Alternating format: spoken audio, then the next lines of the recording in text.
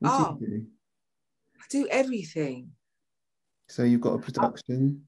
Well, I'm that the you- writer of this project, but somebody's also told me that I'm the producer, which I didn't know until I had to start doing everything.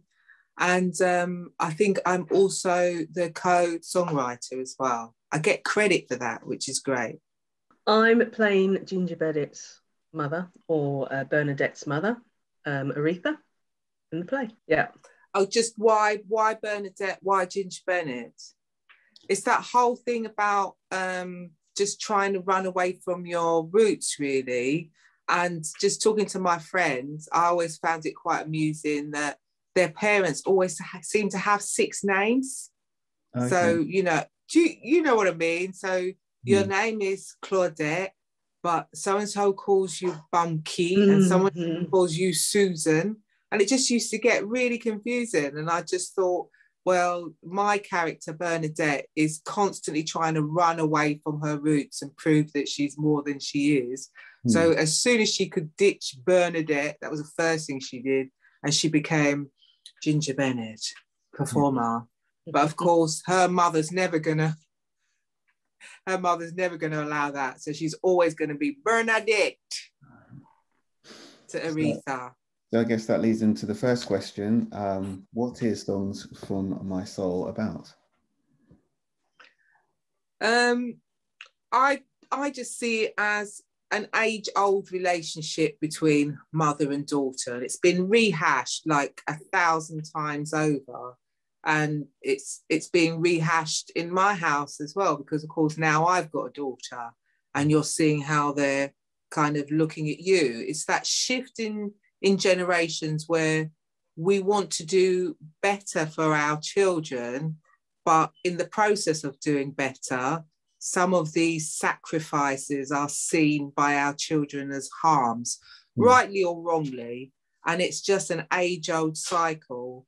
In this instance, we're talking about an first-generation Jamaican woman and her second-generation children, but I think it could apply across many genres, across immigrants, or just that relationship in itself. Yeah, but you having the idea to writing the script, to getting it up, kind of getting it up, getting the play. I don't even think I knew I was writing it really, but I did what I think was mirrored up and down the UK. I nearly said up and down the kingdom. I don't know where that was coming from, but where we were all locked in our houses, and then we discovered the Zoom and ways to see each other because we couldn't go out. And the regular conversations of how are you? Did you clap for the NHS? Got really boring really quickly. And I found that I got quite deep with my family, although I'd say that my family is quite close. We went a little bit deeper. And the same with friends. It's very different from a phone call, a Zoom call. So these conversations I had with Black friends I hadn't seen in years, we started talking about, oh God, my mum used to do that, or the stories that people used to tell about coming to this country. And I just saw that we weren't as unique as a family as I thought we were, that there were these similarities, there were these synergies across all these different families. And I just thought, oh, this is quite interesting. So I started writing down a lot of these little stories from my childhood and my friends' childhoods, and then just meshing them together. And the music followed that, because I've always sung and performed in Kent. That just seemed the natural progression to note taking for me. I'll always sort of have that conversation and then love the way that somebody's described something and then turn that into something else. So that's how it kind of came about. Okay, it's quite interesting how like you used you wrote the play first, and then the music kind of came naturally with I guess the scenes and what you were doing and how you felt to that time, and you know, and also the feedback, I guess, that you were getting from your friends and other family members. Was that a difficult process? It was difficult once I'd given it a name. Once I decided that it was what it was. I think if you've never done anything like this before, you start to make excuses and you just say, oh, it's just a little thing. It's just something that I'm just doing to amuse myself. And the mistake I made was I started telling my friend this story. She's sort of like a musical mentor, you know, Frances Maxine. And I read her a few of these little short soliloquies and stuff that I've been writing. And she said, oh my goodness, that's really good. And she just happens to be an amazing jazz pianist and composer. So when somebody like that tells you that what you're writing is of value and you've never really heard that before, something resonates. You know, if you can't give that to yourself, but you really admire somebody, then often that's the first step to saying, is it good? Well, I'll write some more then. We'll see how we go. Oh, do you think it's good enough to apply for funding? Oh, okay. And it's sort of built that way. Just to bring Maxine into a conversation. So how did your how did your collaboration start with this production? Were you start... Well, I think it was really quite a way through before I got involved in it, and I don't know whether Jackie thought that there was absolutely no way that she could put this on without including me, without me having some sort of actor's tantrum or something, because I wasn't included.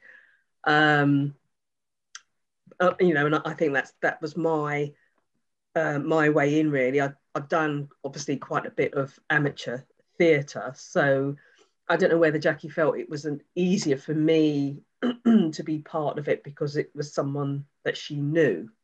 And it's quite, you know, quite a responsibility, really. A new project that someone's got to try and take that on and produce it in the way that they you know, saw it in their vision. It's quite interesting, isn't it? Because there's this whole furore in the news today where they were talking about the word spooky. I don't know if you'd heard about it, but there's the theatre in Scotland that has put the kibosh on the word spooky because they thought that it was culturally inappropriate now. And I just thought, really, I don't think Black people in this country care about a term that came into use, I think in America in the Second World War, to refer to Black pilots, I think it was. Black people just want people to write great theatre for them, don't they? They just want people to do great parts for them. And when I saw Maxine in a few productions, but I saw her in Bull, I think it was, at the Bromley Little Theatre. And I just, I don't know, I was just really taken aback by how very different the character was from the person. And I just thought I would love to work on developing a character that we don't know Aretha, but she's sort of like a maelstrom of people who've walked through our lives.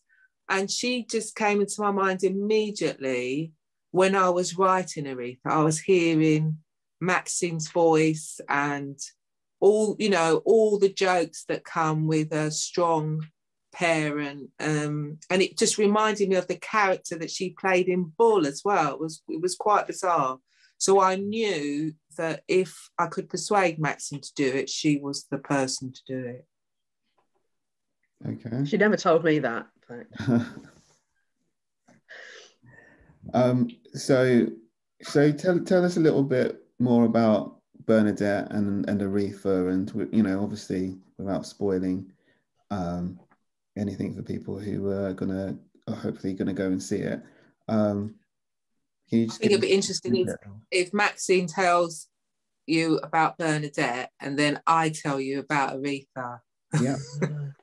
I think, and hopefully, you know, we are kind of thinking along the same lines. When I think of Aretha, I think of, as Jackie mentioned before, this woman that's come over to this country. She's had a hard time when she first came over, and you know that's been well documented with many parents, the difficulties that they've had, the jobs that they've had to work, and despite all these things that they've done, not really being accepted, wanting your sons and daughters, you want them to do better, you want them to be more successful than you were, but you still want them to hold on to those values, those things that you valued.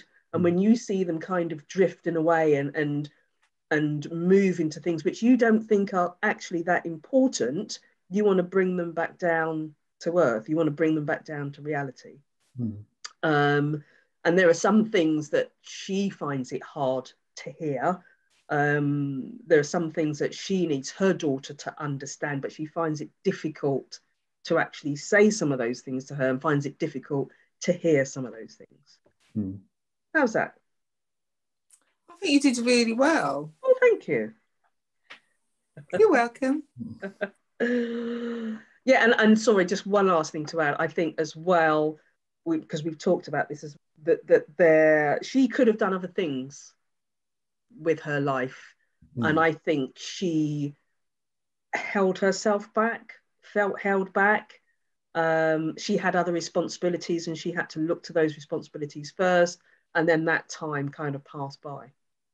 Well, Bernadette is the product of Aretha, and I think, as Maxine said, Aretha kind of sees Bernadette's freedom as the life that she could have had, you know, because Aretha is funny and she's talented, and just given a different point in the timeline, she could be living this life that Ginger's living. And don't get me wrong, Ginger's not living a high, wonderful life, but she's got choices that Aretha never had.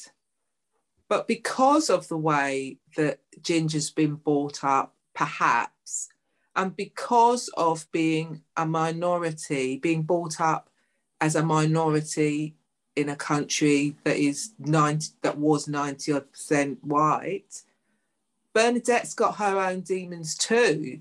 She's had this sort of duality of trying to be a good West Indian daughter, but also trying to navigate the English education system.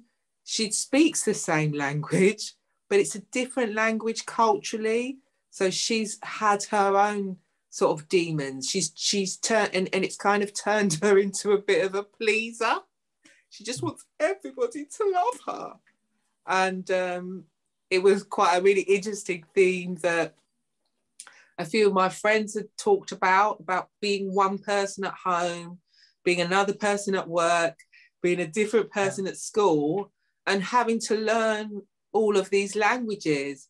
And the best example of this was, and I know this for a fact, is being in a classroom and the teacher saying to you, "Would you like to step outside?"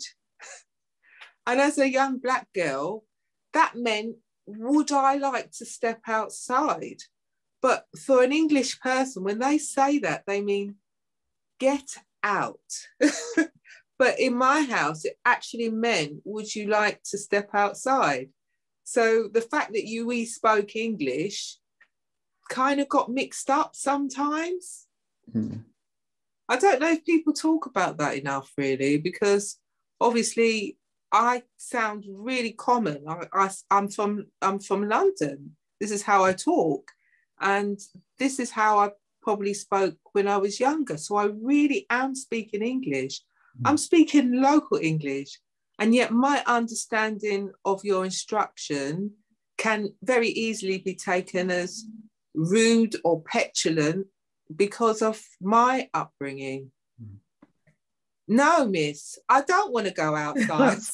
Yeah. Get out! So yeah, so the play sounds really interesting. Could you let us know how we can go and see it? It's on at the Folkestone Theatre on the 29th and 30th of October. Tickets are available online and they're very reasonable. It's only £12 for culture and new music and music that we love as well. I mean, we've chucked a bit of Aretha Franklin in there. I don't know many West Indian parents who didn't sing Aretha Franklin when they were busy. And Gregory Porter, because I love him, and all the songs that kind of punctuate that time for me. Yeah, so music and just prose and stories, and just I think it's fun, you know. And I don't think there aren't other plays like this that bring that sort of combination together as well. So I think that would be a really good thing for people to see, you know, some original music as well as some other bits of music that they'll recognise. And will bring back those memories from when yeah.